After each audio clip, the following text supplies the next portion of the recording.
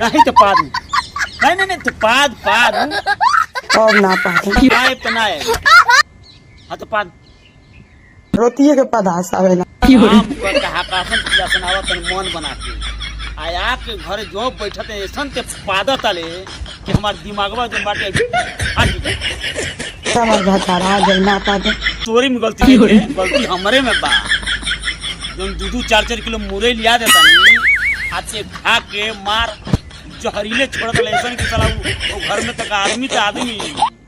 सांप भाग दिया से तोर पाद सूंगी के ना पाते नहीं हमारे करेजा भतार भतार और हमार मांग टिक लेगा मान ले तोर मांग टिकले बानी तका दहेज में तो पाद सूंगी और जीवन बीमा ठीक बा मर्दे के जीवन बीमा होला बदलहू के तो कोनो सीमा होला हां चलो मेरा बाबा फिर पादत ये करे